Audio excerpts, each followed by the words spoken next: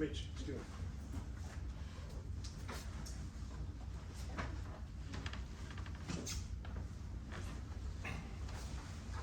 Well, I'll check with you, Bill. Are we all set then? We have everybody. General Domini is excused. Yes, he is. And in fact, actually, I'll start with that. As members of the board know, Chuck Domini is a member of the executive committee. Unfortunately, Chuck suffered a minor heart attack on Monday, and I won't give you all the details, but he's going through quadruple bypass surgery tomorrow. So please all keep Chuck and his wife very much in their minds for the next, very important next day, actually. So he can't be with us today for very obvious reasons. But with that, we also have a number of guests in the room. So what I may is, I don't want to take too much time at this, but if I could ask everybody just to introduce themselves, we go around the horn if that's okay. Sure. Hi, I'm Lisa Rowan. I'm an education reporter with Cardinal News in Southwest Virginia. Thank you. Hello, I'm Nancy Harvey. I'm just a person who loves God and country, and especially the military. Thank you. Thank you. John Young, Chief of Staff. Pat O'Leary, General Counsel. Jackie Hart, parent. Corey Hart, parent. Thierry Lemercier, Class 98. Andrew Deal, Chief Operating Officer at KEDAC Corp. David Price, CEO of VMI Alumni Agencies. Amy Getz, Chief Communications Officer for the VMI Alumni Agencies. I'm Doug Harwood. I run the Rockbridge newspaper here in Lexington. I'm Tom Timmons, interim executive general. Good. Well, welcome all, and again, we appreciate everybody joining us today. Gussie, thank you for joining from afar. We appreciate that. We can tell from the background you're not at home, so we won't ask where you are actually. But again, thank you for joining. And again, this is a special meeting of the executive committee because there's so much going on. So it's informational. There's no decisions to be made throughout the meetings actually. Just to make a couple of general comments before I turn things over to General Wins. One of the things I've been focused on as board president is just some of the things that I think picked up in the board evaluation process over the course of the summer to work on. One is continue to improve our Board of Visitors communication. I think you've seen the benefit of some of that. I'm working on with Mr. Wyatt the creation of a portal so we can actually have easy access to some of our board materials and some of the communications we have available. So there'll be some work that's going to continue to be done on that. We're continuing to work on, I think as we've talked about with the board in the past, expanding the role of the appeals committee a bit as we look more into issues of broader conduct and so forth around the institute. So again, a fair amount of work just that I would put in the category of governance, but all of which came out of the board review process that we went through. So I just wanted to be sure the board members know I pay attention to that stuff and absolutely try to follow up where it's appropriate. The other thing is we have been working on new member committee assignments, and be happy to talk about any of those individually with some of the board members as appropriate. But as you know, we have 4 new members joining the board. They're effective July 1st. Actually, they're sworn in actually on July 20th. And as we know, we're going to have a few committee meetings over the course of the summer, so they'll be put to work, so to speak, on some of the committee work. So I've got some legwork to kind of help get them assimilated into their roles. And last but not least, I touched on, for those that didn't have a chance to join the town hall meeting, and thank you for the Alumni Association for putting that event together. It was a great chance, I think, Cedric, for you and Dean Mareshi to talk about some things happening at the Institute, respond to questions, and I think it's still available, isn't it, Bill, as a recording if people are interested in listening, because again, there's some very good content actually in there, so I'd encourage people to listen if you get the opportunity to do so. Anything else before we open it up to the general's comments before we move ahead? Again, we will have a closed session to talk about some issues that are relevant for the closed session at the following this open session. But unless there's any other questions or comments or thoughts, I'll pass things over to the general. Okay. Thank you, Mr. President. Good afternoon to everyone, particularly our executive committee board members. Hello, Gussie. Good to see you. In a rocking chair, no less. Yeah, that's exactly right. That was the giveaway that she's not exactly on the home front. Yeah, good to have you here. A lot of stuff going on.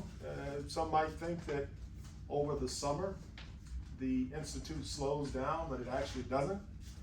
We've got a number of things going on the personnel front. Obviously, we have summer session 1 that has completed with a good number of kids that showed up for summer session 1, and now we've got STP and summer session 2 going on as we speak. Upwards of about 179, I believe, that are in STP. For the first time, I believe, we've probably got just about every freshman football player recruit attending STP. I think it's valuable for not only the football program, but for those student athletes to kind of get the same acclimated experience in preparation for what August will be like on matriculation day, and then the days during that whole matriculation week. And Coach Rocco, Danny Rocco, our new head football coach, he was all in on the idea of having his student athletes, his freshman student athletes, participate in that program. So it'll give us an opportunity to see and begin to document and capture the value of the program. There's some things that we've changed as a result of the program. Again, this is kind of this whole academic enrichment piece as we get young people coming out of high school, coming from different backgrounds, making sure that they get themselves attuned to what VMI is about, and the culture here at the Institute, the understanding of the things that relate to how VMI runs its method of education. So we'll get through that period here towards the end of July. Basketball team is also back. They are going through summer session 2. So contrary to, or opposite of what Danny Rocco decided to do, Andrew Wilson and his team are participating in summer session 2, again, to give those incoming freshmen an opportunity to, number one, get a class under their belt, and to get somewhat acclimated to VMI as a college, the college that they will be attending. For the basketball team, obviously there's the added opportunity for them, particularly with so many new student athletes, to go on a overseas tour, if you will, where they'll be going and competing against teams off the shores of the United States. This is offered, I think, every 4 years, and it gives them an opportunity. And I think it couldn't come at a better time for us, because with the portal, we lost all but one of our freshman players, and Coach Wilson had to go out and recruit a whole new set of folks. So this will be a good opportunity for them on a lot of different fronts. I want to shift and just kind of bring you all up to speed on where we are with admissions. As we get closer to matriculation day, obviously a lot of things begin to happen. As I mentioned during the last board meeting, we talk about this phenomenon called summer melt, where kids are to the point now where they're going to have to make their firm and final decision on where they're going to go to college. Sometimes VMI is their number one choice, other times VMI is not their number one choice. I think where we are right now, according to Joe Hagee, our admissions director, is for the most part, the service academies have filled their rosters for what will be their incoming freshman class and those kids that will go to a prep school. So now what we're starting to see is certainly we're starting to see a very, very slow trickle of students that had applied to VMI, still needed to get through the process. Some of them are athletes, so the final determination will be made on what our final numbers are. Right now, we're looking at 515 as of the start of this week, 515 paid deposits. That's full and partial deposits, which Joe tells me that over the course of the next several weeks leading to matriculation day, there'll be a slight ebb and flow. Some kids will say, hey, I'm canceling my attendance at VMI. Some will lock in coming to VMI. And so right now, I think our best projections, and we still have to work through the summer, but our best projections is we'll land somewhere around 485 to 512. I think Joe, most recently, the number he gave me is we're likely to be somewhere around 500, 505. That's Very quick question, could the 515 be added to? Could there be some additional deposits made, or we cut that off at this point? No, we have not. There are still a few in the funnel that can be worked through the funnel, but those numbers at this particular point are very, very small. Very, very small. They might be onesies and twosies. We want to kind of stem the tide and try to make sure that the ones that make the decisions to go elsewhere is minimized. Joe has a historical number that he thinks, you know, that melt can sometimes occur and be somewhere around 5% historically. So again, that kind of gives him the projection of where we might land, but significantly higher than what we set as a goal of 450. And so we'll continue to manage that. They still remain in contact with the prospective cadets, particularly those that haven't haven't made a final determination. There is some financial aid discussions going on with the financial aid office as well with these cadets. And so we'll continue to work this, and we'll see where we end up here come August 19th. But again, things seem to be looking very, very positive when we think about our matriculation. The other thing I'll tell you, which is kind of a byproduct of all the efforts that we started this past year, is that Bill White was able to go and participate in another recruiting fair, JLab recruiting fair, and he was able to secure a list of about 105,000 rising juniors and seniors that would begin to fill the inquiry pool for next year. And so we believe we're probably the only senior military college that has been able to acquire this list. Obviously, what the team will then need to do is they'll need to look at that list, see how many of them match with the pool of inquiries that we already have. Presently, we have over 13,000 inquiries in the funnel for next year. Compare that to the 13,425 that we had in the total of this current campaign. So that means that we're off to a really, really good start just for next year's class.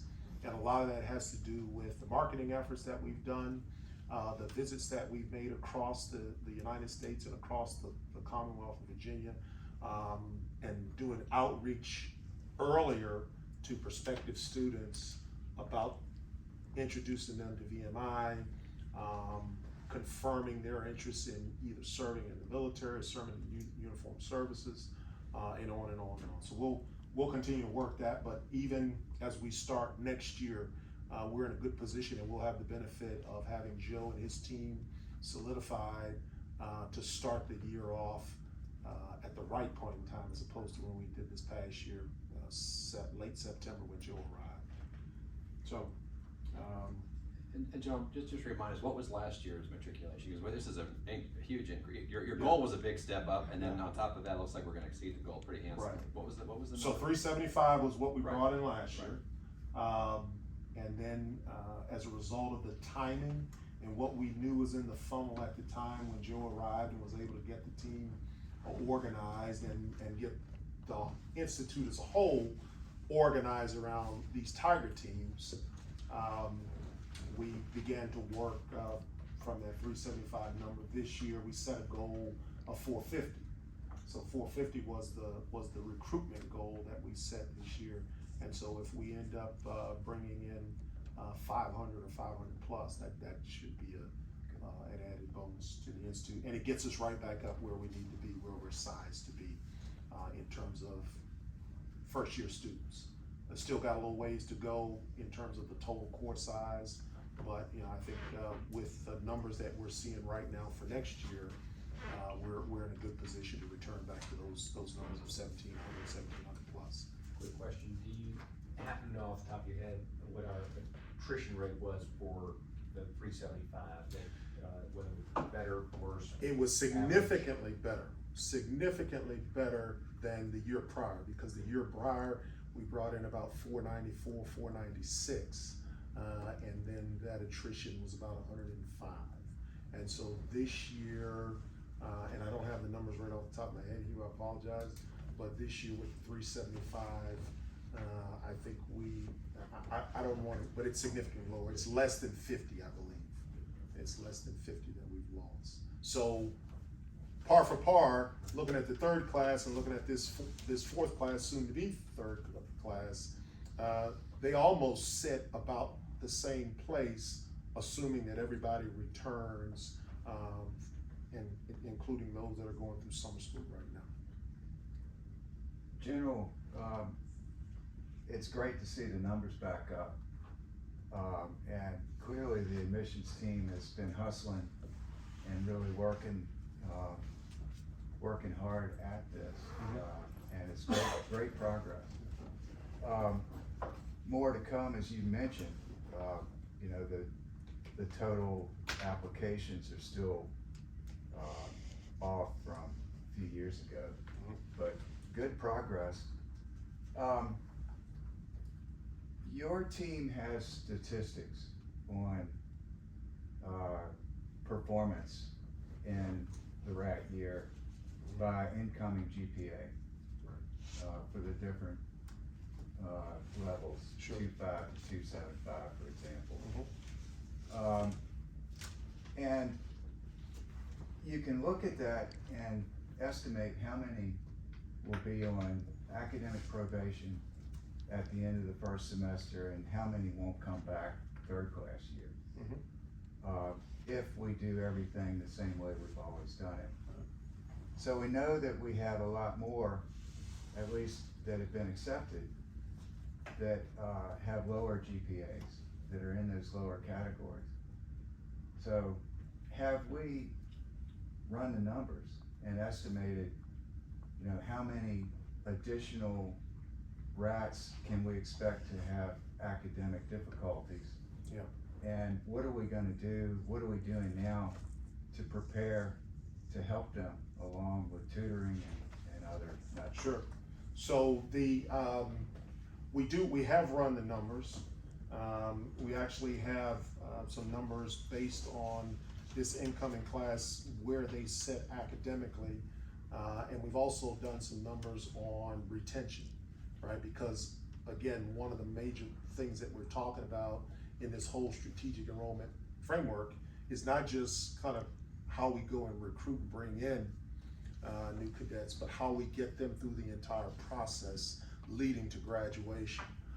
And so a couple of things that I've asked, part of the effort with the STP program and the revisions to the STP program have been designed to help in the assessment of reading, writing, math skills, and then as they come in on matriculation day, working with the academic centers, the Miller Academic Center, the Reading Center, and the Writing Center, to do a further assessment of new cadets and help them develop a plan for how they get through those first year gen ed courses. Because one of the things that we know based on those numbers is if a cadet is successful in completing those first year gen ed courses, they're more likely to stay at VMI and to continue on and graduate through VMI. For every number that we lose, right, and those numbers have historically been, you know, a little higher than that likelihood of them staying at VMI becomes less and less. So there's a number of interventions that have been taking place. There's and I don't remember the exact names of the diagnostic reviews that they're gonna do, but they're gonna do this to assess the cadets, and oftentimes that assessment will occur by major. So if you have to take calculus, for example, there's a test, a math test that can be given that from a prediction standpoint, if you do well on that test, you're highly likely to do well on taking calculus. If you don't do well, then between faculty advisors and counselors, you may have a conversation about whether or not the major that you selected, if it's a math intensive major, is the right major for you. So we've begun, this will be the first year we're doing a lot of this. I think what I'll make sure, Teddy, is that the dean is prepared in September for the September board meeting to just kind of lay all of this out for you all, so you understand what changes we've made. As far as the numbers go, you know, these interventions are going to be helpful not just for the additional numbers of kids that were appointed to the institute that have GPAs that are lower, 2.75 7 and below, but also those that have 3.5 GPAs and above. Because the analysis that we've done shows that numerically speaking, those with 3.5 GPAs and higher, there's more of them, but because we appointed a larger number of them, percentage-wise, they're smaller. Whereas the cadets or the new students that will come in with the lower GPAs, smaller number, when they don't succeed, the percentage ends up looking higher. So if you have 2 kids with a 2.2 GPA and you lose 1, well, that's a 50% drop. Whereas with the 3.5 and higher GPA, you may have 50 kids that have a GPA in that category, and if you lose 10 of them, right, percentage-wise, it's lower, but numerically, it's significantly higher. So we're looking at both of those, but the point is that helps with these interventions are beneficial to all the students who need them. We're gonna be a little bit more deliberate about vectoring them and directing them to go when they early on appear to be struggling academically. Based on what I've heard this past year, where some kids were going when they needed to and some kids weren't going when they needed to. Okay. So you share with me too that going forward, it won't just be the discussion of admissions and retentions, but a lot of it will be on, as you said, what are the programs and initiatives that we have underway to retain the right individuals here at VMI? Correct. And so we'll spend a little more time actually than just on getting in the door, but also as a board, hearing Sure. more about once they're in, Sure. what are we doing to be sure the right ones stay? Sure. And it's not just in the classroom. Right. As well. I mean, we've got we're defining and coming to an understanding of what retention assets we need across the entirety of the VMI experience, right? So the Commandant has put together some deliberate actions that will take place early on and throughout the whole rat line process, whereby if a young man or woman decides, hey, today I don't feel like I want to be at VMI. Well, there are certain interventions that start with the leadership, the core leadership, where they can engage with the student, try to kind of make sure they understand what's going on today that might make you feel like, hey, VMI is not for me. And those stepwise processes lead from core leadership at the captain and below level up to faculty advisors, coaches, OCs, up to the Commandant, where he'll make the final determination if after up to about a couple of days, up to 3 days, a student still is resolute that no, VMI is not for me, then once it gets to the Commandant will make the decision and say, well, I'm gonna honor your request to disenroll from VMI. But again, retention is important to the Institute for a whole lot of reasons. And I think that what we're trying to employ is tactics that will allow for these young people to navigate through these challenges and try to obtain success rather than just kind of throwing their hands up, making a 17-year-old or 18-year-old decision that's going to have a lifetime of impact. We have some unique challenges at VMI with our curriculum and co-curriculum, but we're not unique in this nationwide. The retention rates in all college universities are a challenge. Sure. A lot of young people go to college and wherever it is and realize it's not where it needs to be. One other thing I just mentioned on the admissions front, and then I'll shift. We're very fortunate in that some of the strategies that have been employed by our financial aid office in partnership with the agencies, working with them. I've talked a number of times about the Call to Duty scholarship and how that's been a huge game changer in helping us get back to those higher numbers. We've been looking at another strategy where we have high academic achieving students that compete for merit, to be a merit scholar. And given the numbers and the competition that occurs in those young people compete for merit scholars, as you might expect, some get selected, others don't. In the past, what we were essentially doing was letting the ones that didn't compete to get the merit scholarship awards kind of walk out the door or decide I'm gonna come to VMI because I can afford it, or I can secure some type of loan or something through another means. But what we've done this year is financial aid has worked to identify, working with the admissions team, those young people that might have competed for merit scholars and didn't get it, but they're high academic achieving students, where some amount of aid or scholarship could be offered to them to secure their position and their decision to come to VMI. So we set aside a sum of money to be able to do that. We were able to assist and save about 15 additional students that had competed for this, who made decisions to come to VMI this academic year. And then Bob Mareshi, our dean, he pitched this idea to Bill Moore, class of '63, who's been a very, very substantial giver to the Institute. Bill liked the idea so much that he pledged $1 million to help fund this initiative in the future.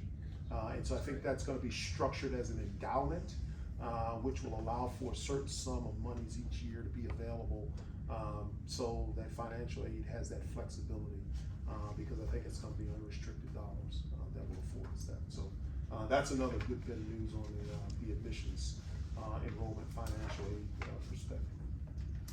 Okay. Any questions on that?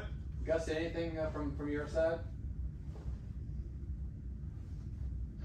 No, thank you, sounds good. Good. Okay. Thank you. All right. Want to shift to just kind of some of the things that are working on the front over in Barracks with the Commandant and his staff. And so, as you can imagine, we are in full preparation for Matriculation Day. The Commandant and his staff have been working through the processes and procedures by which we're going to bring cadets in, beginning with cadre and cadet leaders, in a series of trainings that they go through in order to be prepared on the 19th of August as we bring in the next RAT class. And so there's a couple of things that I'll just kind of point out to you. Obviously this is a copy and draft of the next RAT Bible. The first class is working on this in conjunction with the Commandant staff. When it's all said and done, it's their product. One of the things that we all know what the RAT Bible is and what it represents. But I think over the last couple of years, the classes have gone through working with the Commandant staff to highlight kind of the key historical events that we want to have in this document, and to be the part of the requirement, the learning for our RAT. So that's in development. I know one thing they're certainly waiting on is a letter from me, but that's being worked by the core leadership and the Commandant staff. Last year we talked about, in this effort to continue to professionalize the RAT line, to make sure that the sanctioned activities that are intentional to push cadets to their limits, but to also encourage them to work through those challenges, to build and determine and begin to embrace grit. If it wasn't present in their lives, it wasn't present in their being. But there was a set of ground rules that were worked and established with the Commandant and the cadet leaders. They weren't formalized in a document, but for this year, the Commandant has worked a set of ground rules which will lay out kind of the do's and don'ts and what the expectations are through the conduct of the RAT line. It'll talk about the phase methodology of the RAT line, how the Hell Week is intended to break somebody who doesn't know anything about VMI or thinks they know a little bit but don't know everything about VMI. But that Hell Week is intended to reinforce the need for physical conditioning, mental well-being, and emotional wellness, while also putting them through a lot of pressures so that they are prepared that when the core comes back and the academic year starts, then they're fully embedded and immersed in the RAT line. And then as we begin to go, that's the crawl phase, and then as we go forward and the rat line begins, that becomes the build-up phase. And then we'll transition at some point, based on the determination from the class leaders, into the breakout, which is the end of the rat line. And then the build-out phases, once breakout has occurred, a class is formed, those bonds begin, they begin to select the election of class officers, those people that have demonstrated over the course of the academic year, that they are the cut above young leaders that will take on the mantle of either wearing rank or being a class leader or being on one of our governance agencies, be it the honor code, the honor court, the GC or the EC or the OGA. So that's intended to make sure that they understand. Very descriptive in laying out for them what the law says about hazing, so they understand, right? That the violation of an unsanctioned a sanctioned practice by committing an unsanctioned practice, particularly in terms of it being hazing, is a violation of law. And so we lay that out to them very clearly so that they understand. We did have a couple of incidents we talked about during the course of the year. The stand down that occurred, we had a couple of incidents, quite frankly, that caused and justified that stand down occurring. It was brought forward by the core leaders, which is the right thing and what we would expect for them. They did a recock and a retool, and then got things back up and running, and continued on with the rat line. It talks about the do's and don'ts for every cadet. It talks about straining. It talks about other things like coercion, the role and responsibilities of the cadre, activities in the mess hall, and what that should be like for cadets. I tell the core leaders last year and the year before, and I'll tell the ones this year, that we may not have had 100 years ago the benefit of science that said rest, nutrition, right, and physical activity is what is best for your mental and physical wellness. But we have it now, and the purpose of activities in the mess hall ought to be geared towards replenishment and nourishment, so that then when we go out and we take cadets out into the training areas, around the parade field, down in the in-room facilities like the CPTF, that's the greatest opportunity to get the most out of their physical training. But you got to make sure that they have the right nutrients in them, and that they are in a position to get the very best out of them during those instances. And so that is important, and that's how we'll emphasize the activities in the mess hall going forward throughout. So the ground rules will be spelled out through a set of teaching and training events for this upcoming class as well. A set of rules have been developed for cadre corporals. Again, it really talks about the purpose of and their role as young leaders, first time in a leadership role where they have moved beyond just leading themselves. So there's a couple things that are contained in here that talk about the cadet creed, and it talks about striving for excellence. It talks about teaching and being courageous, teaching self-discipline and honor, and all those things that are fundamental to the institute, right? And in keeping with the code of the cadet. So that'll be another part of a leader teach that will take place here, and it's the work that the commandant and his staff are working right now. So just to clarify too, that work doesn't interfere with the ability for the Corps to lead the Corps. These are some guidelines and things that give them some tool sets and things that help them lead the Corps the way there's the Corps should lead the Corps. Because that remains our commitment, I assume. Absolutely, absolutely. A lot of this work is being done in concert with the Corps leaders. The commandant and his staff solicit the input and work through with the Corps leaders. We've had the first class president, the regimental commander, we're both here on post. The new chief of staff, she's been here on post here recently. Regimental commander had an office call with me along with the first class president, so we could have an initial discussion. And now he's headed off to summer camp. And then the interaction, I believe, because of his availability with the first class president, Mr. Cathcart, is available to have conversations with the commandant and or myself. Thank you. We'll go into matriculation week very organized, and so typically what happens is that the cadets establish a regimental operations center and they track all the activities going on throughout the entirety of Hell Week. We are looking, based on the number of 500 cadets, to have about 151 cadre members here. That's about the right ratio, about 1 to 3 in terms of the number of cadre for RATs. Last year, we probably had that same number for 374. So as you can imagine, it was somewhat overwhelming for those RATs to have so many members of the upper classes giving them close and personal attention. They weren't feeling the love of that brought with it? Yeah.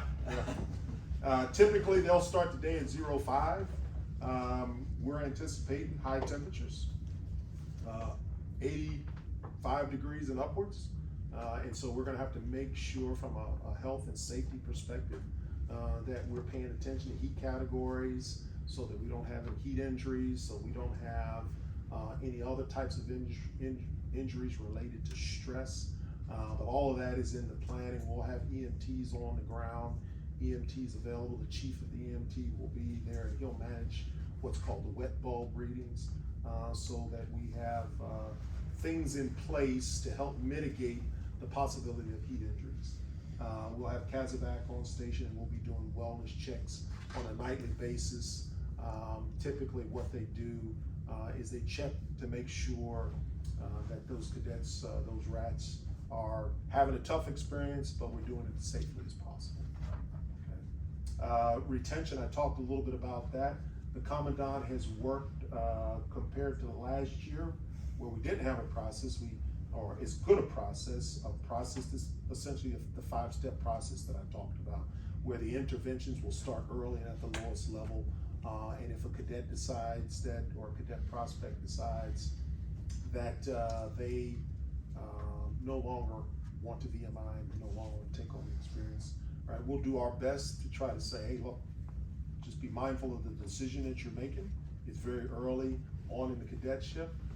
We're trying to reinforce success, but we'll get to a point where a final decision will have to be made, and that will be made by the commandant. Last year, I probably came in on the process one time with a prospect. We weren't successful in keeping her, but ordinarily I leave that to the commandant to manage and run because he and his staff are closest to the action on what's going on during matriculation. If you don't ask a question, does that 5-step process transpire over about a week time, 3-day time? No more than about 3 days. No more than about 3 days. I talked about dyke training, I talked about the RAT Bible, ground rules. I'll shift now to a discussion on where we are looking at policies for transgender. That's okay. So, Just pause one second. Gus, anything further before we move? We're shifting gears at this point. Anything further on just things that around admissions are good, and retention and the plans for 2023-24? Good. Okay. okay, thank you. All right. So, we have policies in place, largely General Order 13 and General Order 16, which are intended to talk about, just general treatment of cadets as a whole.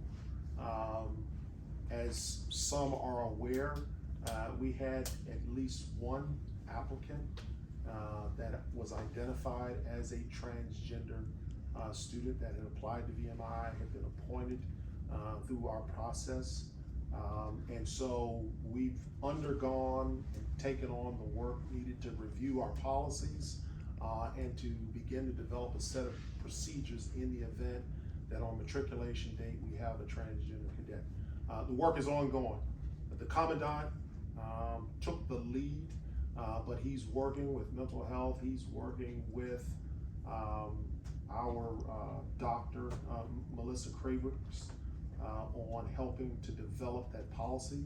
What we believe right now is that with respect to General Order 13 and 16, we would amend the language, all right? Amend the language just to include gender identity as a category along with other things that would talk about impermissible discrimination, including harassment based on race, sex, color, national origin, religion, age, on and on and on, and then add in gender identity in those two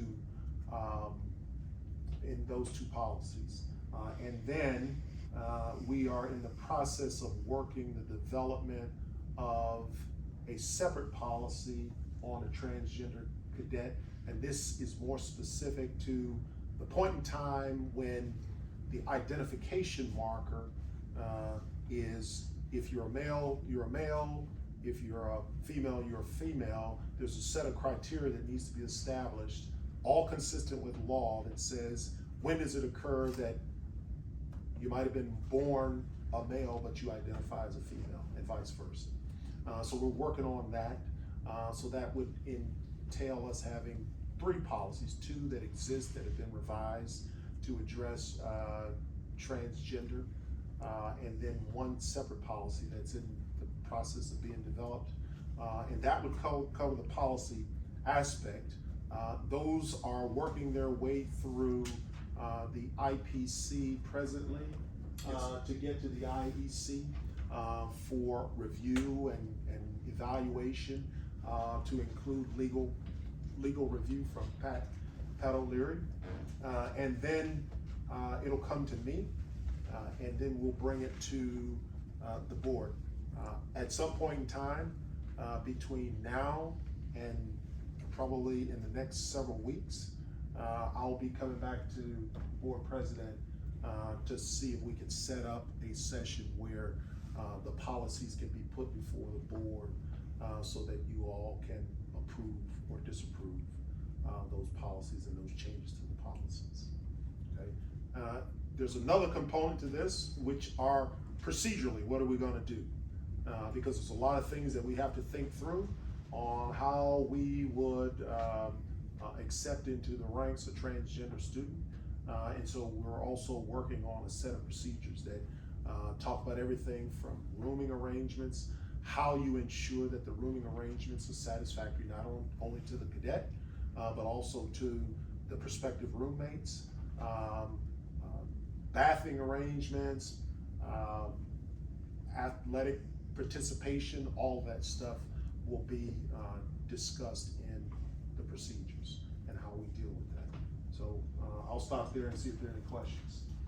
And this is a rapidly developing area, isn't it, actually? Yes. So I assume you and the team are staying connected to others, either the service academies, the military, or other state schools, actually, just to be sure we're sort of part of that dialogue, because I assume everyone's going through trying to sort out how to be sure we're doing the right thing. Correct. Well, I mean, we've been in discussions and looked at the policies of other senior military colleges, the state policies and/or law for the Commonwealth, and then DoD policies.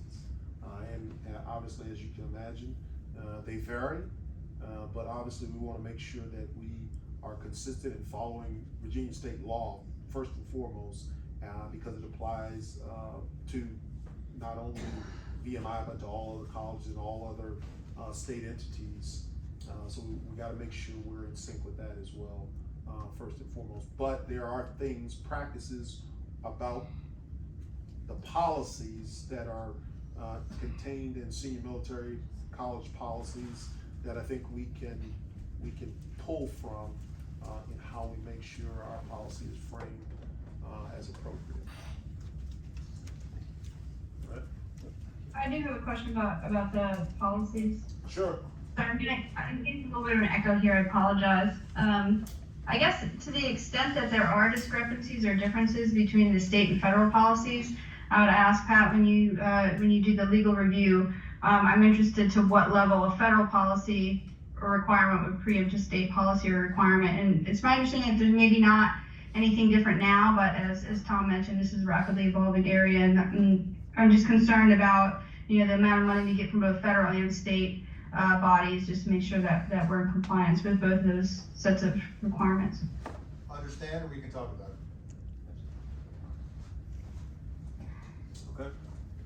Okay. With that, I'll shift to where we stand on our finance and budget. So the last discussion that we had at the last meeting in April, and I just want to kind of bring you all up to date because as a result of us getting to the end of the fiscal year, we now have better fidelity on kind of what we look like from a financial perspective. We've had the ability to run different scenarios on what our budget numbers look like based on some considerations and some things that have been done by the team here. There's still more work to do, but I think it shows a more favorable position as we head into the next academic year.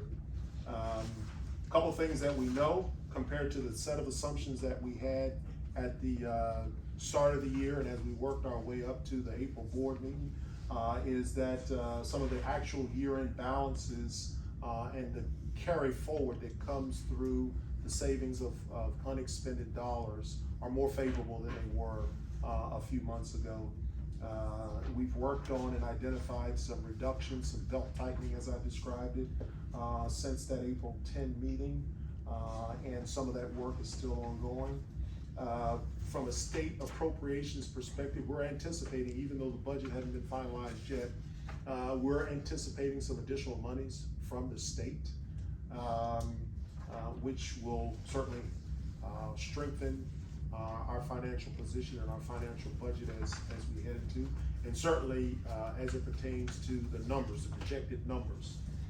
The projected numbers that we had that were presented during that April board member meeting were very conservative. They showed that we would meet our number of 450, but as it begins to shift, it looks like those numbers, as I said before, are going to be higher, which means that financial position is going to be higher. So overall, we'll be closer to a balanced budget, and the fund balance levels will not approach the lower numbers that we had talked about back in April, and we'll continue to work that.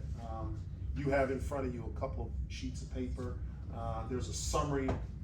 First page is a summary that talks about some of the assumptions that occurred, and then some revisions or additional assumptions that we've added to that. I will tell you point out a couple things to you.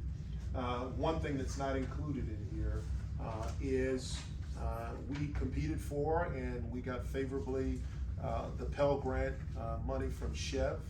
So in this fiscal year, we'll be getting an additional $3.8 million.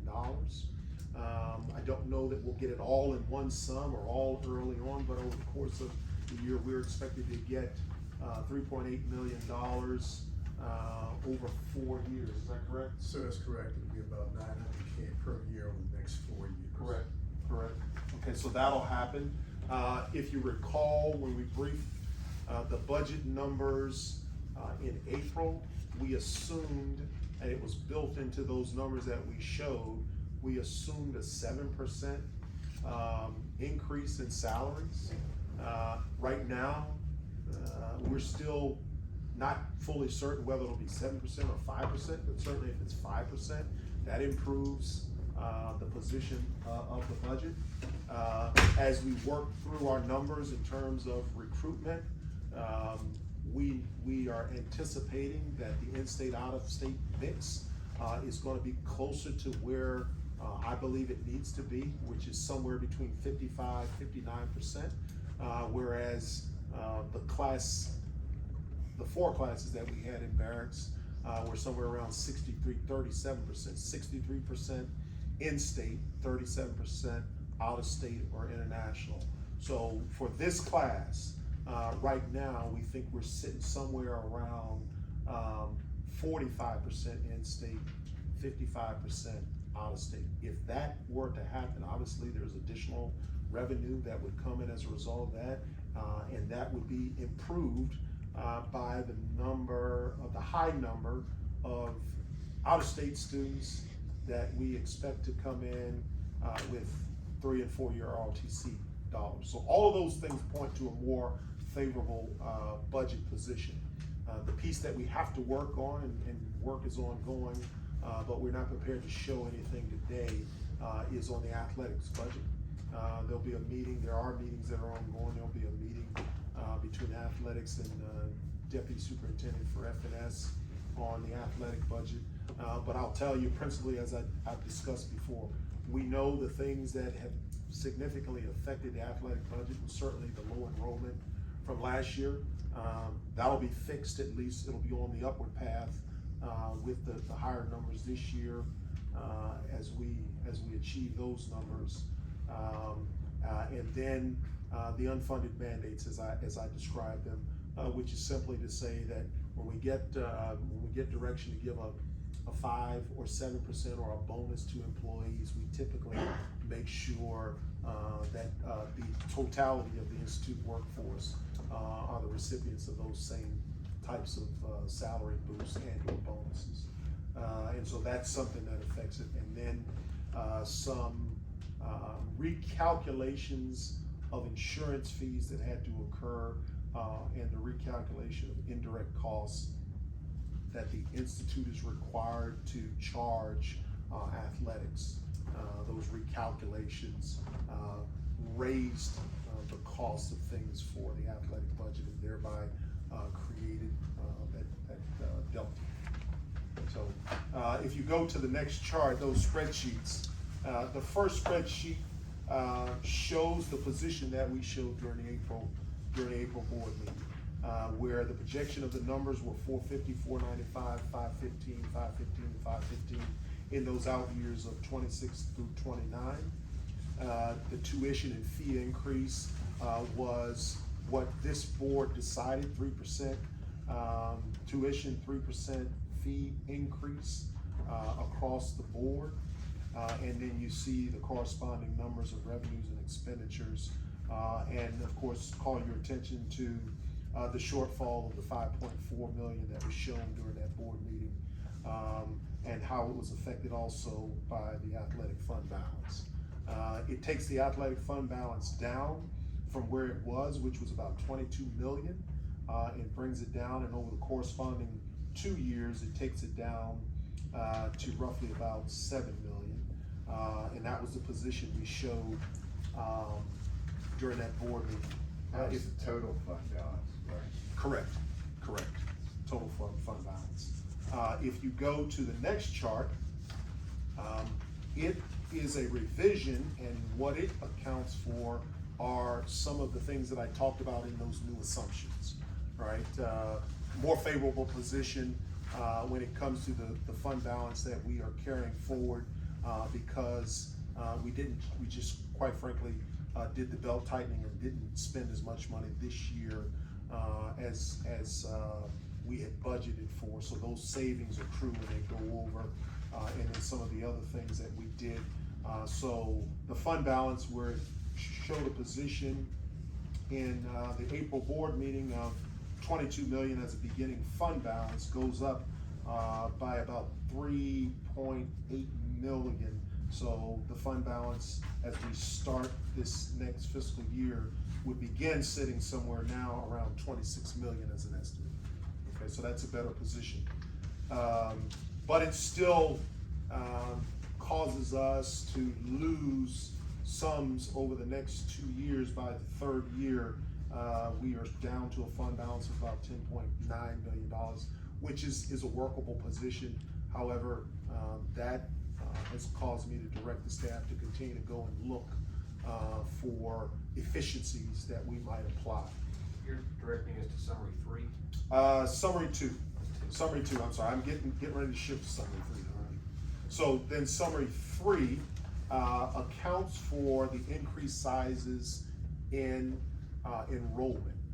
It takes a conservative approach. So rather than account for enrollment at 500, we're only accounting for enrollment at 475.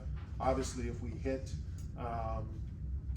500, then that additional 25 enrolled students would come in at an additional estimated of about $1 million. Are you estimating the 55-45 split with this summary three, or? So it still accounts for the in-state, the old in-state, out-of-state mix. It doesn't account for that, but again, that would improve the position for us. So that's part of the additional sensitivity analysis that I'm having Dallas and his team do as they come in with looking at the different measures that we might have to apply. So what I asked them to do was, in addition to this position, just being a revised position as we go into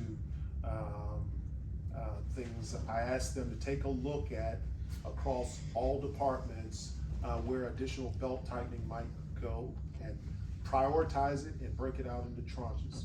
I call it the break glass approach, right? So if we were not to achieve these numbers, where could we do some belt tightening that I describe as, you know, a surface cut, and then go down to the next tranche where now we're talking about cutting to the meat, and then the third tranche would be the most severest cuts where we would end up cutting to the bone. All right, don't anticipate we were gonna have to use that, but the idea would be that we would have thought through it and worked through it, so we have it at the ready if any of these assumptions prove to be wrong and we feel the need, we'll have to. But I think we're in a good position, because even if we go back to the initial position that we settled on, we saw that over the next couple of years, we would dig into the fund balance, but we wouldn't go below critical levels. I just said that 4.4 loss for the year, it doesn't include a number of things on the bottom of that narrative page, does it? Correct. Yeah. Correct. Now, where does the Pell, the Chev Pell piece fit into the numbers, the 3.8? So the overall 3.8 would be spread over 5 years? 4 years, spread over Okay. 4 years. Okay. And so it would be 3.8 evenly divided over 4 years. And that would essentially start with the revenue piece. There's obviously some obvious expenditures, but the phasing in of the implementation essentially means that, you know, everything's gonna have to be phased in. So one part of that is strategic enrollment management director. It's gonna take some time for us to go through the hiring and selection process. So those funds would be a part of our budget throughout the year, and certainly would be applied once we have selected that individual. How does it net out from a financial standpoint? How does what net out? The Pell grants. Yeah, Coming in. yeah. Do the expenses exceed the additional funds coming in? I think the way we built the proposal, there's no surplus. So what we identified in terms of the requirements, we applied certain dollars to them. So net, it'll be zero. Okay. Zero, not Right. negative. Yeah. Correct. And the Correct. Chev dollars is a grant. Yeah, but it'll give us 4 years to implement and then make the decision on whether this is an effort that we need to sustain over time. And then we would have to go about figuring out how we fund it, or we would cease those aspects of the program. Cedric, it sounds like you're doing all the right things. Just out of curiosity, how does the athletic piece fit into your mix? You talked about the other belt tightening and things. Sure.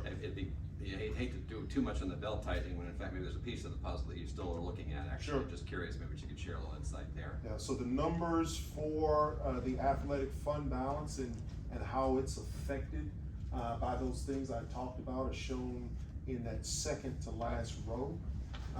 Dallas is working with Jim right now to identify where things might occur to bring the athletic budget better into balance. The challenge obviously is that the things that I described that affected this fund balance, right, are fixable to the extent that we'll increase our tuition, or we'll increase our student population. But then those other things, like those unfunded mandates and any adjustments that we had to make because of indirect costs and/or insurance numbers, we'll have to just fix those numbers and make sure. It may give us a better position, it may not. We'll have, but they're working through that to to see. It sounds how that like, shapes but it's like you're going about that with the same rigor you're going through the work amount, just looking for. Correct. Yeah, Correct. you use the word cut Correct. thing, Correct. so, cause it's, Yes. the bigger numbers are actually Yes. in the athletic piece, aren't they? Yeah. Well, the bigger deficits. Right, I'm Are sorry, in the yeah, athletic yeah, piece. yeah. The challenge, obviously, with the athletic budget is that when you go and you look and they're trying to figure out additional ways by which they can raise revenues, right? Sponsorships, if you look at, cuts would result in a diminishing of the athletic experience in a lot of ways. And so that's what we gotta, that's what the challenge is, and that's what we gotta navigate through. General, it looks like the summary 3 is just a revised view of revenue, but the expense projections are the same. Correct, correct. And the biggest part of that, Teddy, is again, that additional 3.8, close to $4 million of carryover. Yes, yes. And obviously the additional student body in the rec class.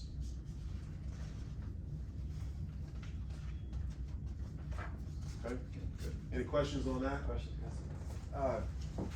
One question on you said this class could be 45% in-state. Any concerns over how that might play in Richmond? So, as it pertains to this one first class, I don't envision any problems with it. Again, as we've talked to a couple of members of the legislature early on in the year, it was discussed about the in-state, out-of-state mix. By law, we don't have a restriction similar to a lot of in-state colleges, right? Where we sit right now is, again, 63-37, in-state being 63. And if you look at Vision 2039, it actually does describe an in-state, out-of-state mix of about 55-45%. So all I'm saying, I think, is from a revenue perspective, that over time, we can move towards that and figure out where we need to be between 55 and 59%. Right. So I don't foresee it right now. No one has signaled that. As we approach this next legislative cycle, with a whole host of new legislators, we'll have to make sure that we bring that point up again, and gauge their reaction. I would think as long as our strategic plan is calling for a majority in-state. Yes.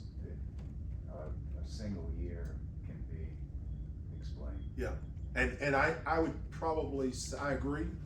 I would say that in subsequent years, I don't know that we'll be trying to, we'll go after such a high number of out-of-state, right? That's gonna kind of change the picture overall for the class size, but if we do that for 4 years, now we're upside down. We're essentially upside down. We don't want to be there. 55, 59% in-state is what we would strive for. Well, it I think sounds that's the like sweet spot. we have a good problem with a lot of interest out of state. We just need to get the in-state. Yeah. Correct. Yep. Correct. I have a question, General Williams. In this discussion, has there been any thought given to potential reduction of out-of-state tuition? I know we briefly touched on it last year that we might be pricing ourselves out of some of these out-of-state folks. And I do have concerns about the level of out-of-state tuition. Wondering what conversation has occurred around that issue. Yeah. So, Gussie, it is something that I think we need to look at. And I think we need to look at it from the standpoint of the manner in which we do that. Certainly, across the board, it would be beneficial if we can undertake some ways to hold tuition so that we don't get ourselves in a position where we're out of affordability. And obviously, the numbers for out-of-state costs stand out more than the in-state costs. It might be that we look at this and we say, yeah, let's try to reduce the cost, or let's try to reduce the cost after the first year, or in the first year, or it might be that we look at it and we say, well, let's just try to freeze the year-over-year increases, and if we do that over a period of time, we don't add to the cost. So we haven't made a determination as of yet.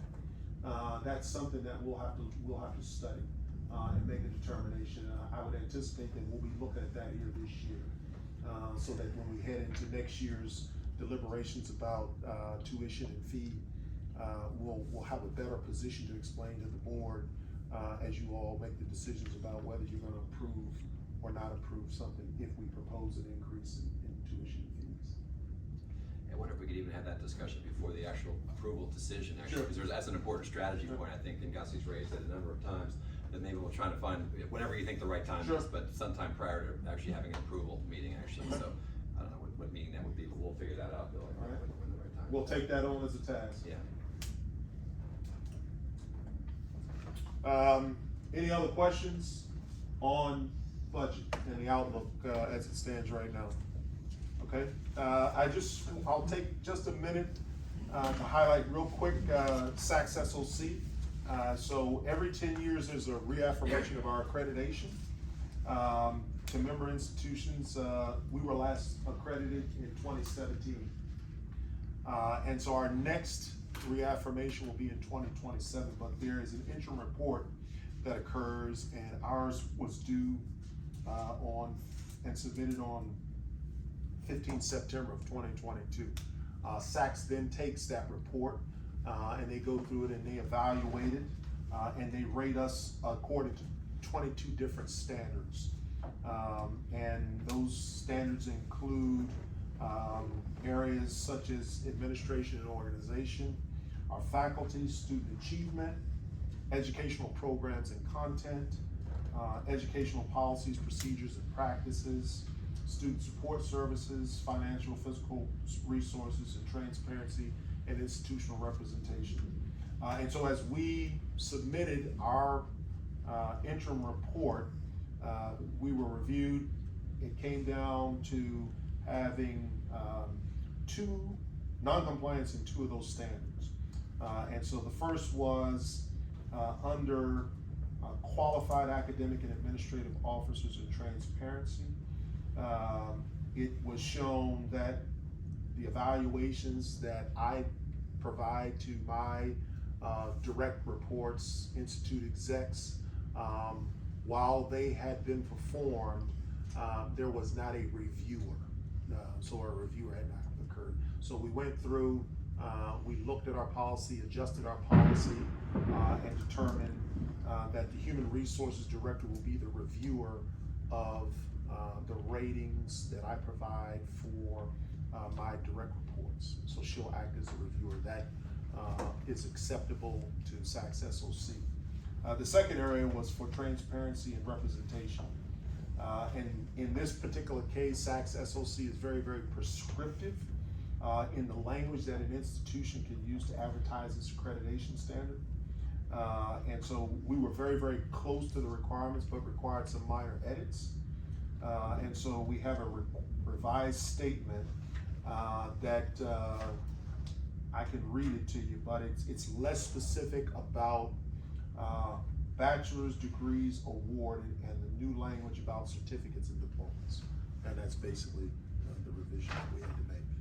And so both of those have been done, and we're free and clear. So we were submitted a referral report back in 2023, and I think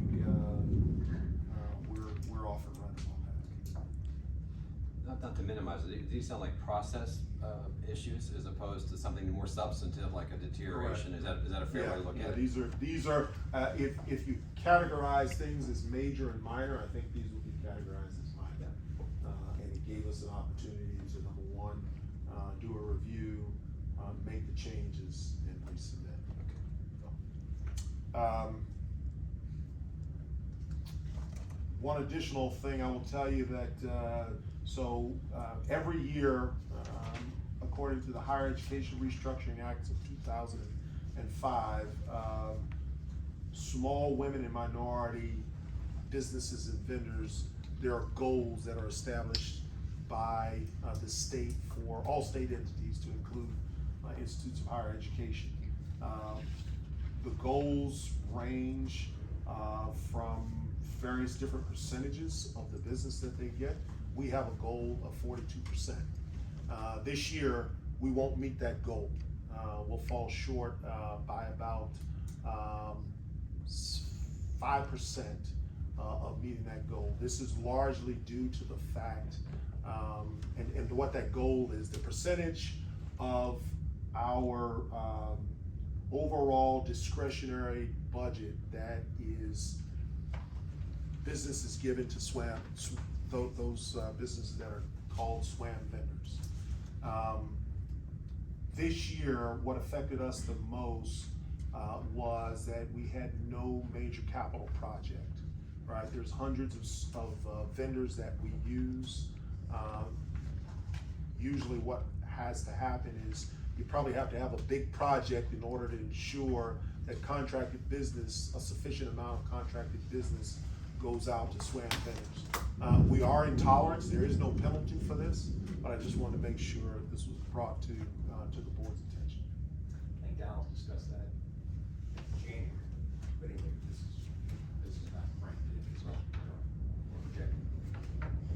And you know, we've always historically met or exceeded that goal, actually. So I assume it's the same people, same process, but as you said, it's really the same, we don't have a big project or two. Right. That actually tends to cause the little easier to achieve our objective. Correct. So next year, for example, with the project of the Nichols Engineering Building expansion, the architecture and engineering and the construction management services are gonna both be with SWAM vendors. And so I think we can probably almost anticipate that we will exceed our goal of 42%. And that just signals the impact that a major project, a major construction project can have on how much and how close we get to meeting this goal or exceeding the goal. All right, any questions on that? Okay, the last thing I will just kind of give the board an update on is the progress that we've made towards the strategic plan. So we've had a series of meetings here recently. This is just a rough draft of the strategic plan. We're also beginning to think about how we put the document together from a marketing perspective, in addition to just making sure the words are right and so on and so forth. The big takeaway I would tell you is there's a couple of things that the strategic plan as it's drafted right now emphasize. And the first is that ideally what we want for VMI as we look towards the future of our next 17 to 20 years is to be the first choice destination for talented students, faculty, and staff to come serve and or be educated. The second is to develop and implement a leadership and education model that other institutions of higher education seek to emulate. The third is teach America's next generation of leaders to think critically and ethically and work effectively in teams. I would tell you that as I describe these things, we obviously recognize that this has kind of been the fabric of the Institute since its founding. And so what we're talking about doing in a lot of ways, without getting into the meat and the potatoes of the strategy, is to make sure we're doing these things and we continue to do them, but we do them in a better way. And it'll be borne out by some of the things that we introduce in the strategy and we talk about. And then the last point I would make is that we want to mentor and graduate honorable young men and women who want to serve their nation and the Commonwealth and want to do so with courage and honor. So those are kind of some of the big takeaways. As we've developed the strategic plan, and Mr. Watson and John Adams have been involved ever since we did the offsite, there are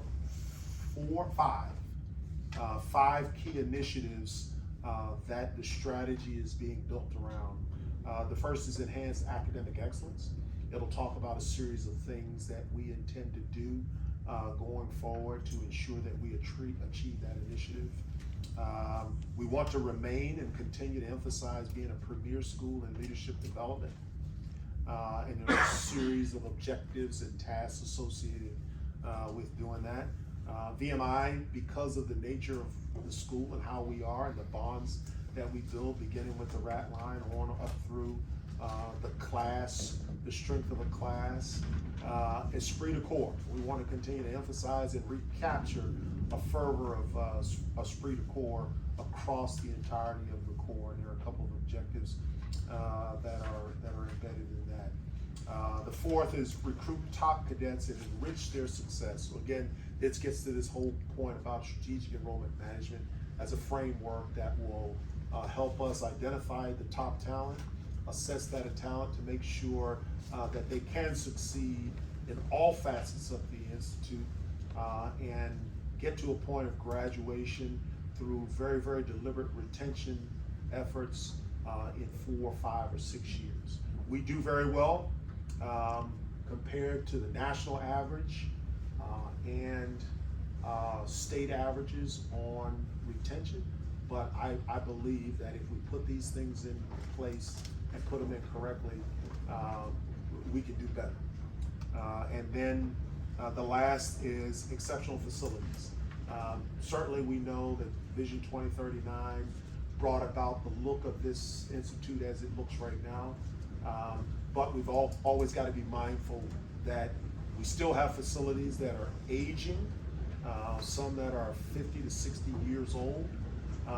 We've got some initiatives that we've talked about that are set to deliver as a part of 2039, and so we want to have a deliberate plan on how we continue to sustain, restore, and modernize facilities as needed for the institute. So that's kind of the framework of the strategic plan. The team is working on getting me a rough draft, not a rough draft, a more mature draft, here by the middle of next week. I'm planning on taking a little bit of leave to kind of recharge my batteries. But we're going to get a copy of it to Mr. Watson and Mr. Adams to take a look at it. I'm going to look at it. There's some trusted agents that I will farm it out to get their thoughts and opinions on. And somewhere in the first couple of weeks, again, we intend to have a final draft, if you will, to push out to the board members, to have you all read it, give us your feedback, things that you think are deal breakers, things that you think aren't innovative enough, forward-looking enough. We certainly want to take that feedback. And then in September, during the September board, the intent is to do a presentation to the board on the component pieces of the strategy and gain your approval. And just, Senator, since there's others listening in on this too, a couple things I know people look for is embedded in that plan is the commitment to the honor code, the class system. We're saying that those are very much at the heart of sort of things that are embedded in your plan. I don't mean to take words out of your or speak for you, but those are absolutely in the plan that you're trying to finalize. Absolutely, yeah.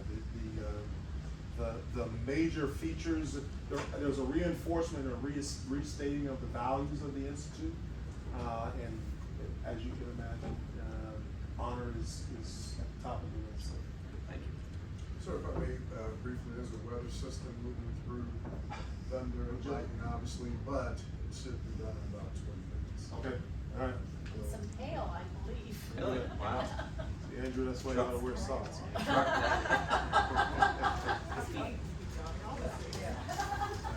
that's pretty bad. So with that, yeah, we wanted to have Pat talk a little bit about the recent Supreme Court decision with respect to the UNC and the Harvey cases on race-based admissions. He's had an opportunity to read those documents and talk about what those documents in their final summation mean as a whole, and then I'll talk a little bit about how it affects VMI. Andrew, we got a little deferred maintenance issue. We got some leakage The general talked about the capital investment programs actually there in line, but I guess window framing needs to be sort of part of the puzzle here. It's based on Andrew's wet shirt. If you want to come off the window, there's more here. Pat, you wanna go ahead? Yes, so I can speak briefly just on the case in general. The case is called Students for Fair Admissions versus Harvard. It's a case of particular interest with colleges and universities across the country. The opinion came out about 2 weeks ago. Essentially, the Students for Fair Admissions sued Harvard, and the Supreme Court basically spends a lot of time talking about Harvard's admissions process, so I'll boil it down. They sued Harvard over their admissions process, and Harvard, when they looked at applicants, they considered them in 6 different categories. The first 5 were the general categories that I think most schools look at: academics, athletics, volunteerism, support, the typical things. The 6th category was called other, and in the other category, they were allowed to consider race. They looked at race and the basis of not so much meeting a quota, but they looked at it in terms of were they meeting the same numbers that they met the year before, and then they were using that to essentially adjust their numbers going forward. They would only give people a positive for race, not a negative, so they weren't using it as a detractor. So they were sued under the 14th Amendment, Equal Protection Clause. And up until this case, there were 2 Supreme Court decisions that were basically the seminal cases. The first one was University of California versus Baca, and that's the case where Justice Powell came out and said that the government essentially does have a compelling interest in diversity, and that race can be a factor, but not the deciding factor in admissions decisions, and it can't be used in a negative fashion. So the courts kind of struggled with that. That was a 1978 case. In applying that, the next case that considered it was Grutter versus Bollinger. That was a 2003 case, where it essentially affirmed the Baca case and said race could be a factor in admissions, again, one of many, and it can't be used as a negative. And they also put some parameters on that in that decision.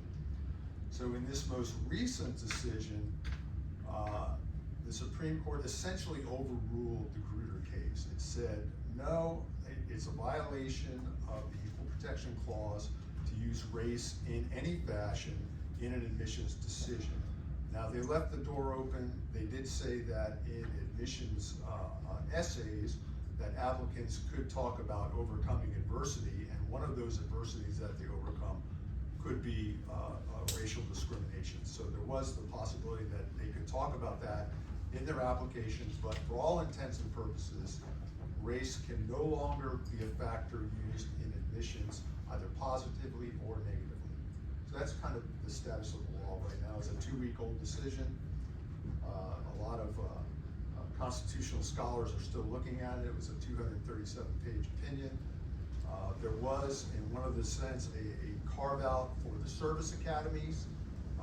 However, in talking with some of my other colleagues and some of the other university counsel, probably that will not apply to senior military colleges.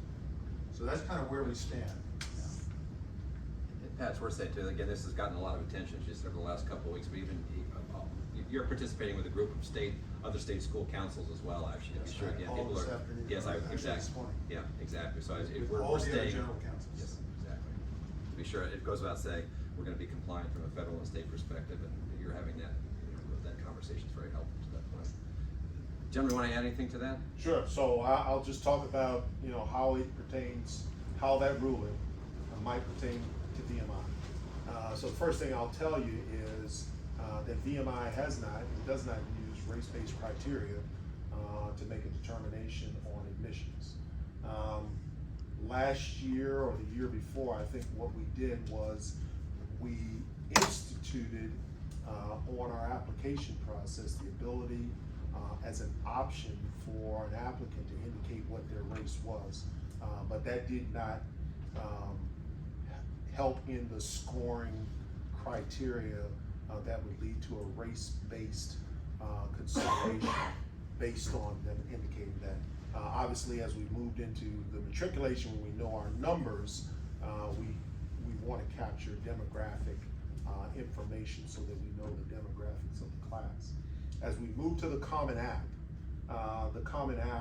will give colleges the option to hide optional race and ethnicity data, and we're looking forward with a practice like this where, as it pertains to the admissions process, we wouldn't be able to see the race of the individual.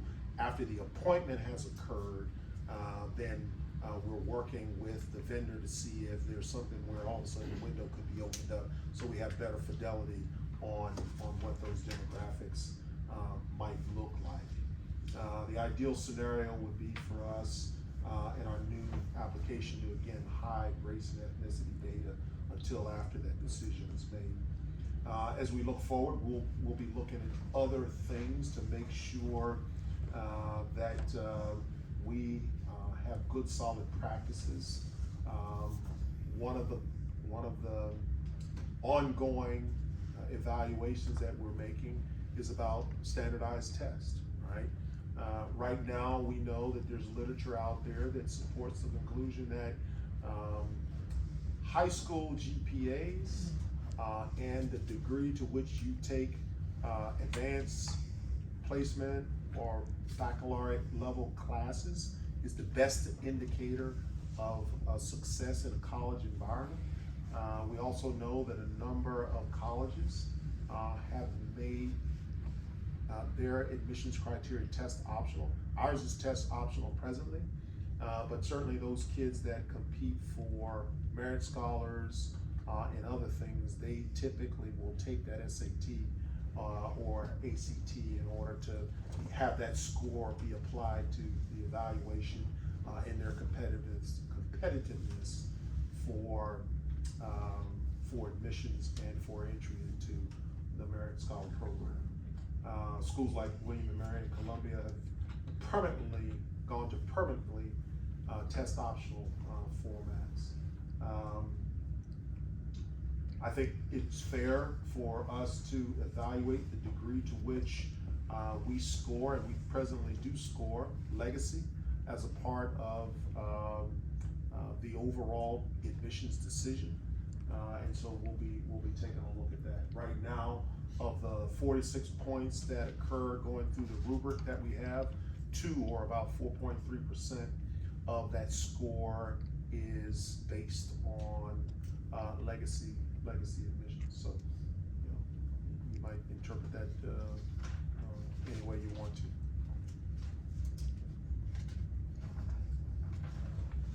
Any questions further on this topic for Just a comment, Tom, that we identified at the last board meeting that in our bylaws, we are required to approve the admissions criteria or standards for BMI, and we haven't done that. Yeah. So that should be on our list for the coming year. Okay. Senator. It's actually on the list. Oh, it is, okay, good. What, do you recall what meeting that was gonna be? It should be for the September meeting. Okay, So that all right. would be before we start obtaining. For the next year, okay. So the September meeting, Teddy, I think we'll have that as a board topic then, yeah, absolutely. Okay, good. I would hope that the academics committee would have time to Yeah. give it Well- proper discussion. And one of the things we're gonna talk about is even between now and September, there may be a need for a couple of committees to actually meet, and I think academics was one of those actually. So, Gus, we've had a chance to talk more detail about the agenda, but certainly we could absolutely be certain that's on the agenda for sure. You're right, before it gets to the September meeting. Anything else? The only last thing that I'll mention is, obviously we have 4 new board members that have been appointed by the governor, and they will go through an orientation, I believe, in Richmond. I think the 20th, they have a brief orientation with the state and actually swearing in on the 20th as well. Yeah, but in the 20th. And then we will work towards a new member orientation. We're setting that up tentatively somewhere around the 24th of August, which will be just about the time when the activities of matriculation week are ongoing. So we're gonna plan in that not only a series of briefings, but an opportunity for them to tour the post and see kind of what matriculation week looks like. We'll include Major General Ring. Yes, in that new that's right, orientation new tag as well. New adjutant general. Right. I think, does Cedric, you've had a chance to reach out to all those new board members, as have I, so we've had a Yes. chance to, even though, we're still early in the process, we've reached out and had conversations. Can y'all send the contact info to the other board members? I'd like to For reach them? out. Yeah. Welcome. We just got- I don't know how to get in touch with them. Yes, sir, we just got that information. That's great. Yeah, I think they just completed their questionnaire at the end of last week, so, yeah, good. Anything else before we then go to a closed session? Tom, I'd like for us to spend some time talking about, the newspaper Sure. and the series of articles that have come out. By my count, it's been 5 articles, maybe more, on the awards that the newspaper won. And I'd like to have some understanding from the administration on why we thought it was important to challenge the awards given by the Virginia Press Association to the cadets. And that pretty much triggered this whole thing. Okay. Cedric, you wanna take the lead on that one, or? Sure, I think, and Bill, you're gonna probably have to help me out in terms of time and sequence of this, but, as the announcement or the deliberation of the awards, came out, my understanding is that we were contacted, about the awards, and we were asked to provide a response. And I think we gave a measured response on how those awards, what those awards meant to VMI, certainly. And I think as a part of that response, we reiterated that as it stands right now, the framework under which the cadet newspaper operates is under a business entity. And so part of that is that as a business entity, the Institute has no more obligation to praise or condemn the cadet newspaper any more than it would the Washington Post, the Richmond Times-Dispatch, or the Roanoke Times as a separate business entity. There probably was some other communications based on questions that were asked. I'm not up to speed on those right now. That, based on what I read, ultimately ended up in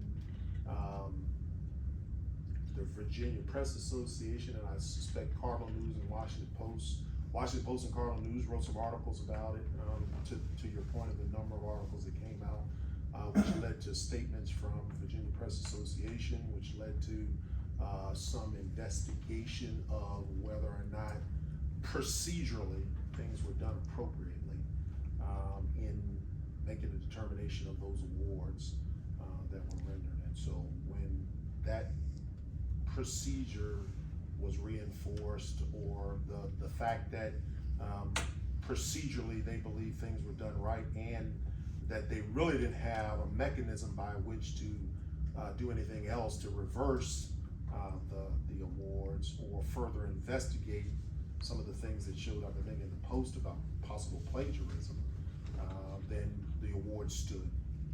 And that's kind of what I know, and certainly once that happened, it was brought to my attention, and we put out a message that congratulated the 2 principal cadet editors for what part of the award that they received, Bill? For the integrity and something. Integrity Journalism Award. Yeah. So that's what I'm tracking, Teddy. Well, I know a lot more Okay. about it, because some folks that I guess FOIA y'all shared a fair amount with me. And we weren't, I mean, maybe VMI was asked to respond when the awards were given, but I know Colonel Wyatt sent basically a letter or email protesting the award. Not protesting.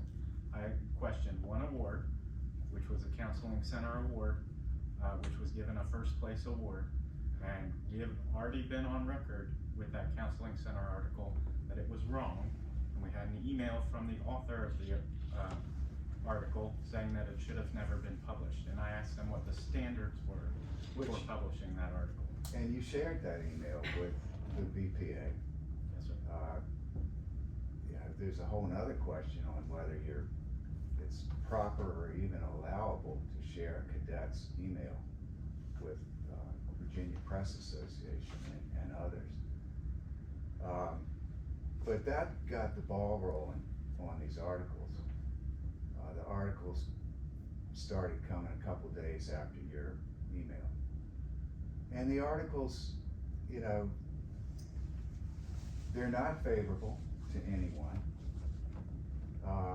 They do what is typical these days and, degenerate quickly into DEI and resistance to DEI, Stonewall Jackson.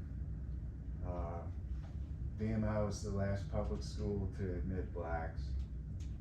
All of that is in these articles about the challenge to the VPA award. I know that VMI provided a lot of the details to the reporters about your concerns about how independent the paper is and who writes the articles. And you threw a lot of suspicion on those, and that came out in the articles. I also know that time and again, the paper and the cadets involved have said, we repeat, we write the articles and we have full editorial control. And the more we throw water at that or suspicion at that, you're essentially publicly challenging the integrity of current and former cadets. And I don't think that's appropriate. If they say they write them, if they say they have full editorial control, that's enough for me, and it should be enough for y'all. I also know that a couple days after after commencement, when Governor Youngkin saluted the awards, you wrote another letter or email to the VPA, raising this issue again, providing the same information. And I think it wasn't long after that that the Washington Post started getting involved. No wonder they have a member on that board. The board cleared, the board voted on before commencement saying there's no issue here. Y'all pushed back again, provided more information. They started an investigation, which ultimately, General, as you said there's no procedural ground here, but they went further than that. And they said there's nothing to this. They essentially exonerated the cadets involved. When the first Washington Post article came out online, 45 minutes later, it was sent to the BOV. And that's fine. We should know what's going on, what's being written.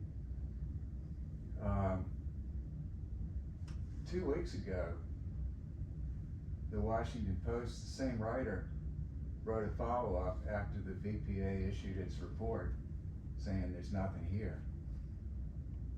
We still haven't gotten that one, saying they've been exonerated. And we haven't seen the report to read for ourselves what they said. And I consider that pretty poor balance and information flow to the board. But I just, it's beyond me why we would volunteer details about the administration's concern with the cadet and how independent it is. to the outside world.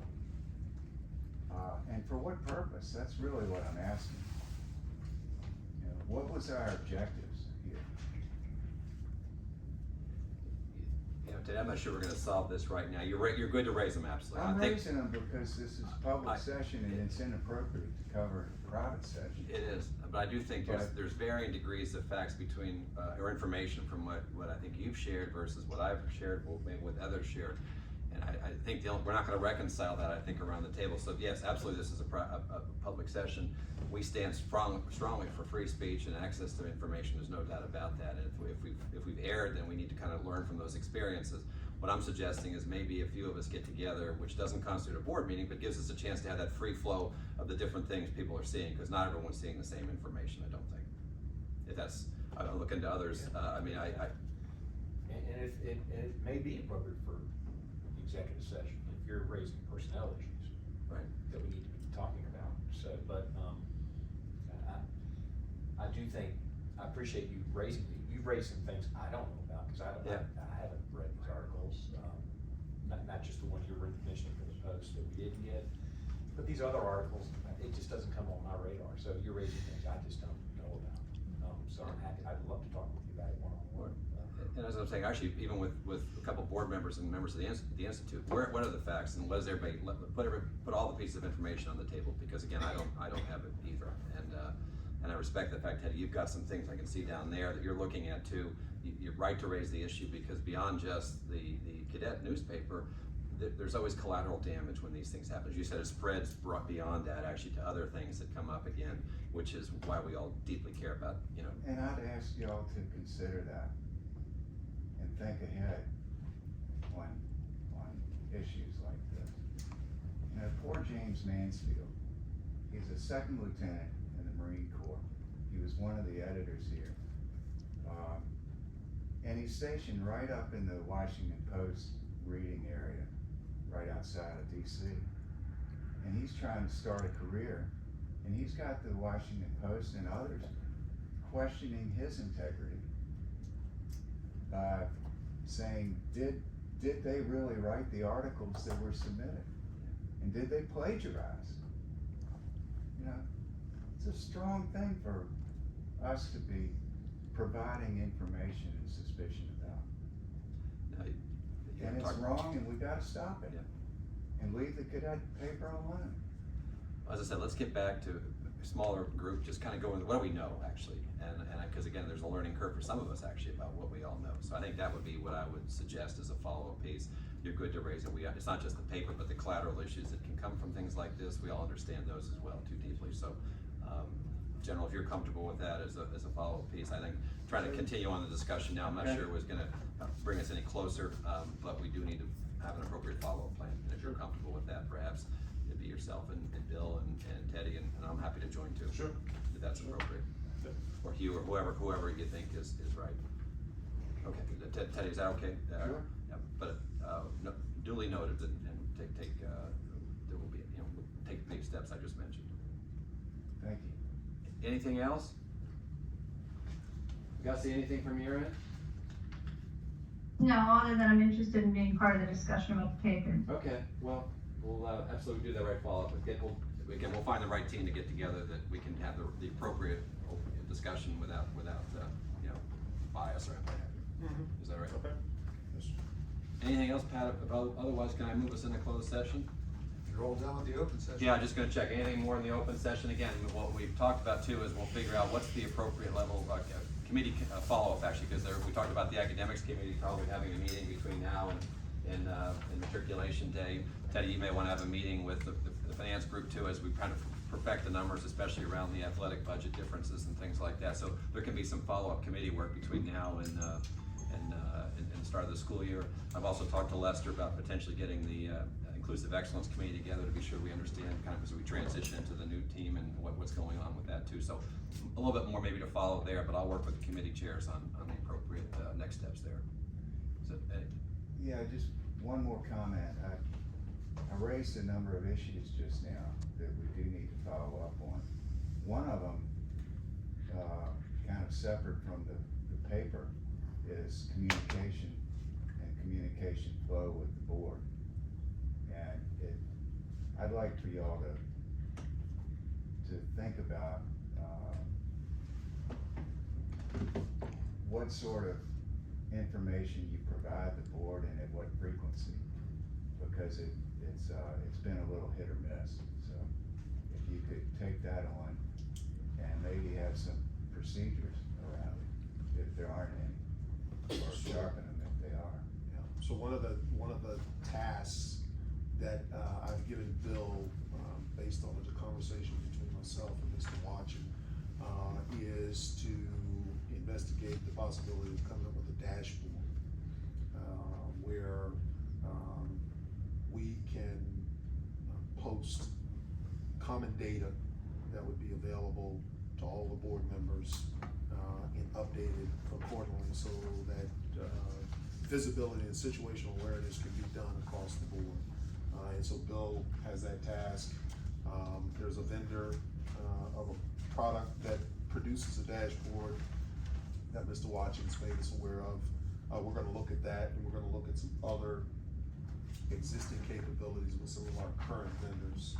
And I think we'll be at a point where we can launch something here at the start of the academic year, is my hope. But I've gotta get, Bill is investigating right now, and we're gonna have to get some details and figure out how fast we can enter into an agreement and get this thing set up and get people trained on it. But that's something we're looking into right now. If I could add to that too, Ted, you're familiar with probably a board portal concept where you can have a nice, easy way to gather all information to be sure everybody has the exact same information as opposed to people having bits and pieces here and there. That's what we're looking into, and it would have everything from the usual board and committee stuff to management reports, VMI and the news sorts of pieces, industry stuff, but also just some correspondence that might be relevant for the board to see. But it's in one easy to get to location, and therefore everybody has access to it. It's on the board, I think right now, unfortunately, we find not everybody always, like the last discussion, not always everybody has the same basis of information, and we've got to work towards changing that. And the portal becomes a good way to make that happen. So that's something we're working on. As the general said, the hope is we're in a position to have that alive for the September meeting, so it's a priority. Anything else? Then I think. Quick note that Sure. the downstairs floor, as you're walking out the building, has a little bit of water. Okay. They're working on it, but just to be careful when you're leaving. Slips and falls are not a good way to sort of complete a meeting, actually, for those that were nice enough to attend. So yeah, that's a good for us. So again, for those not aware, I'm going to walk us through the process moving into closed session. As I do, thank all those that joined us for the open session. Very much appreciate that, and thank you all. So I'm just going to go through my process. At this time, it's 3:20.